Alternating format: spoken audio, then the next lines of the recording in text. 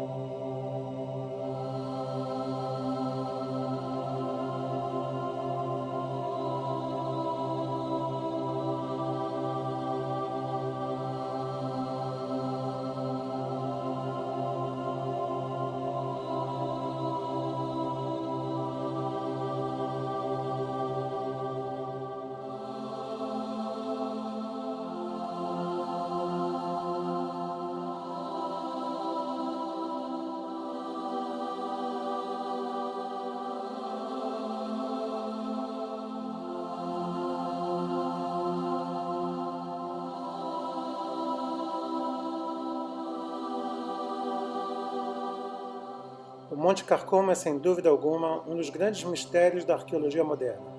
Segundo o professor Emanuel Anati, este monte é, sem dúvida alguma, o Monte Sinai.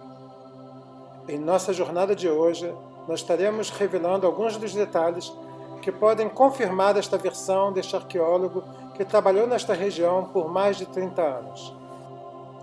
Esta montanha, que está localizada na região sul do Negev, também é conhecida como o Monte Paran. Ela está localizada exatamente entre duas ramificações do riacho de Paran e se destaca bastante de sua paisagem ao redor. Vejamos o que está escrito em Deuteronômio, capítulo 33, versículo 2.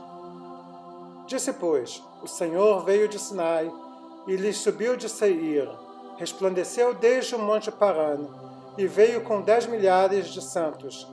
À sua direita havia para eles o fogo da lei.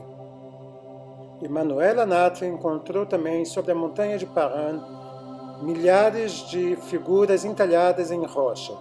Esta é a maior concentração de figuras como esta desde a era da pré-história. Algumas delas nos fazem lembrar o candelabro de 7 braços, outras os escorpiões, as serpentes, e aqui podem ser vistos muitos santuários como esse, ao pé da montanha, que já era sagrada para as tribos de nômades há muito tempo atrás. Segundo Emanuel Anati, a palavra Sinai, que está na Bíblia, ela quer dizer a montanha do Deus da Lua. Portanto, quando Moisés chega ao Monte Horebe, o Monte Sinai, ele já era conhecido como uma montanha sagrada, a montanha de Deus, que também era um local apropriado para se trazer o rebanho, pois bem abaixo dela podem se encontrar as fontes como essa, que serviam para saciar a sede das ovelhas. E posteriormente também serviu para que o povo de Israel sobrevivesse durante a peregrinação do deserto. Seria realmente o Monte Carcum o Monte Sinai? Esta é uma resposta que ainda não temos. Há ainda quem diga que o que veremos agora é uma explicação para a sarça ardente. Note que no alto da montanha de Calcum existe uma pequena caverna em que se pode ver o outro lado, e no meio dela um pequeno arbusto. Por volta do meio-dia, a luz bate e ilumina a caverna em volta, tornando a impressão de que há um halo em torno deste arbusto. Seria este o fenômeno da sarça ardente? É impossível afirmarmos se essa passagem já existia na época de Moisés, muito menos se esse arbusto estava ali no mesmo lugar. Mas que o fenômeno é um fenômeno incrível e que pode ser visto somente aqui no Monte Calcum é um fato muito interessante. Vamos observar um pouco mais este fenômeno incrível no Monte Calcum.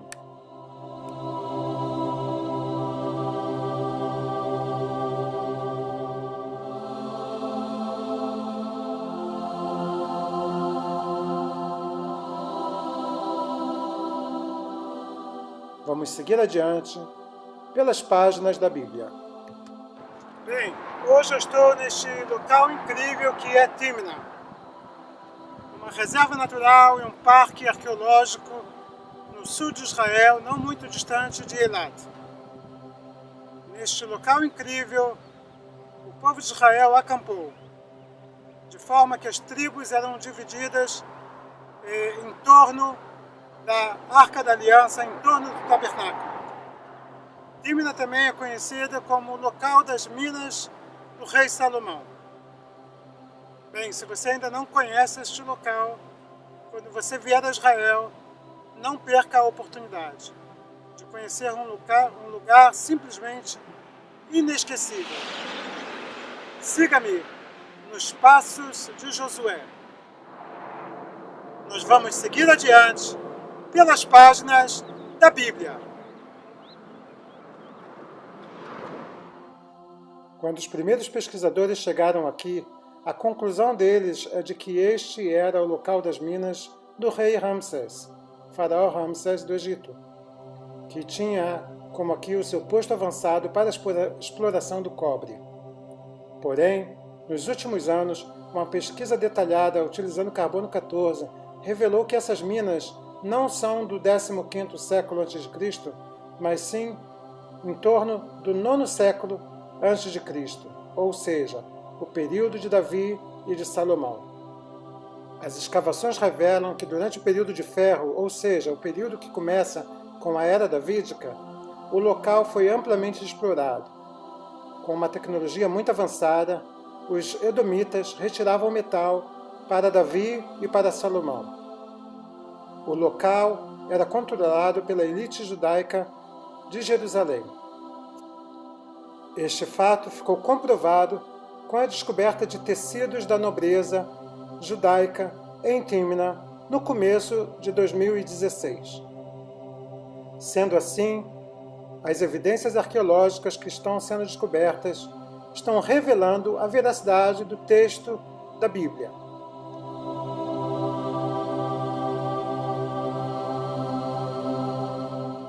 Aqui você pode ver o campo de trabalho dos edomeus e dos midianitas.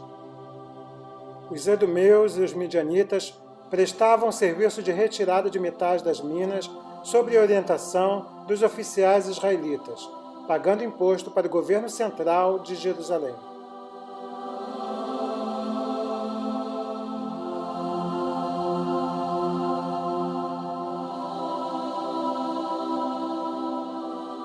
O que você está vendo aqui são os restos de um dos fornos que eram utilizados para a separação do metal. Calcula-se que para a separação do metal nesses fornos levava-se até mesmo 8 horas de trabalho intenso, mantendo as chamas bem acesas.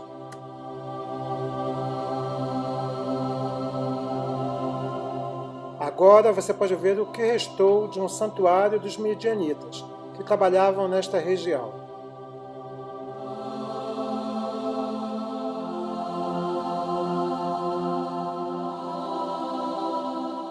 Timna também é conhecida por suas formas geológicas incríveis.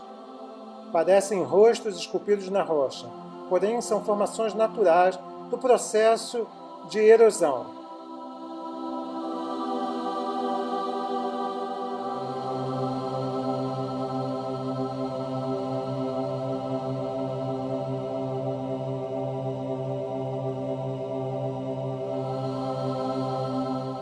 Nos dias de hoje, a cratera natural de Timna abriga um dos parques nacionais mais interessantes de Israel.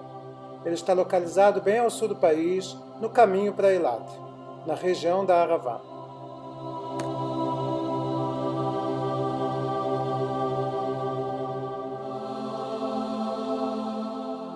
Em Timna também está localizado o modelo do tabernáculo em seu tamanho natural, de acordo com a descrição da Bíblia.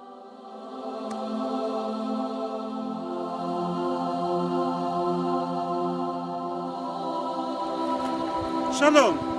Eu estou aqui bem acima da tenda da revelação, o tabernáculo do deserto.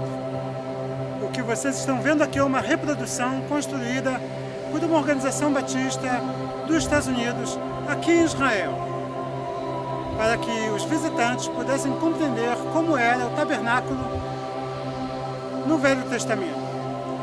Exatamente as suas proporções e os instrumentos que haviam dentro dele, conhecendo os detalhes do que havia no seu interior.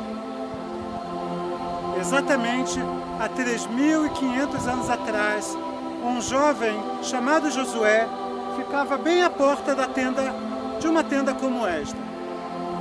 Desta forma, ele estava sendo discipulado, preparado para se tornar o próximo líder de Israel após Moisés. Josué provavelmente ouviu muitas das conversas de Moisés com o Deus Altíssimo.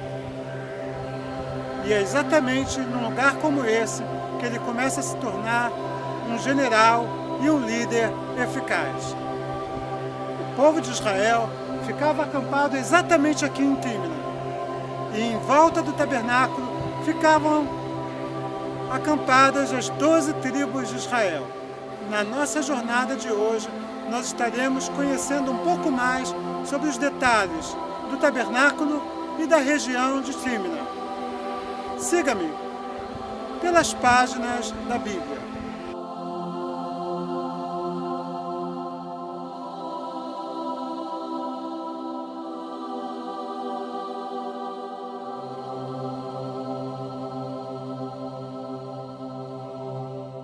Vejamos o que está descrito em Deuteronômio, capítulo 33, de 9 a 11. E quando Moisés entrava na tenda, a coluna de nuvem descia e ficava à porta da tenda, e o Senhor falava com Moisés. Assim via todo o povo a coluna de nuvem que estava à porta da tenda, e todo o povo, levantando-se, adorava, cada um à porta da sua tenda. E falava o Senhor a Moisés face a face, como qualquer fala com seu amigo. Depois tornava Moisés ao arraial, mas o seu servidor, o mancebo Josué, filho de Nun, não se apartava da tenda. Aqui nós podemos ver que Josué começou a sua liderança, ajudando o líder principal do povo de Israel, Moisés, em sua tarefa de intermediar entre o povo e Deus. Agora, vamos conhecer um pouco mais do interior da tenda da revelação.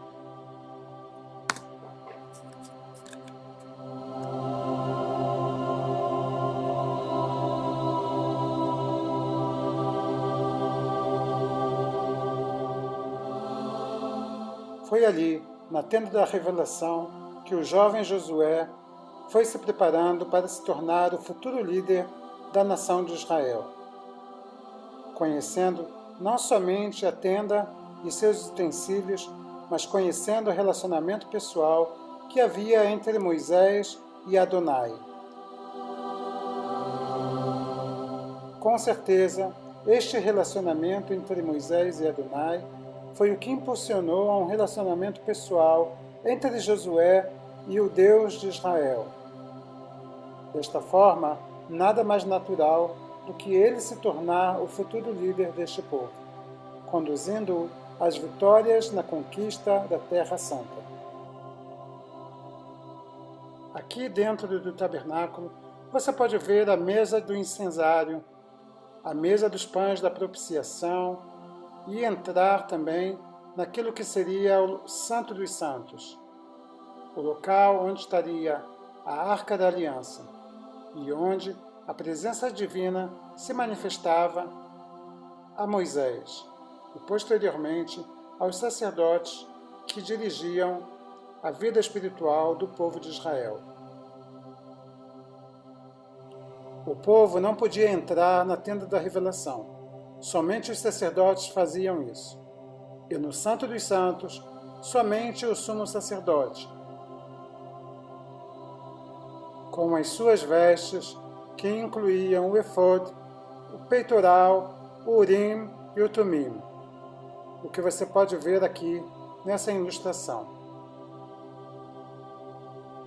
Todos os dias eram trazidos aqui para a tenda da revelação o incenso dedicado ao Senhor e os pães da propiciação, que podem ser vistos à sua esquerda. Porém, somente uma vez por ano, o sumo sacerdote entrava com o sangue no Santo dos Santos. Esta pequena câmara era o lugar mais sagrado para o povo de Israel. Aqui ficavam os querubins e a Arca da Aliança. E dentro da Arca da Aliança ficavam as tábuas da lei, a vara de Arão e o maná. Era num lugar como este que há 3.500 anos atrás a glória do Senhor aparecia a Moisés e eles falavam face a face. Foi num ambiente como este que Josué se desenvolveu, conhecendo o relacionamento íntimo de Moisés e Adonai.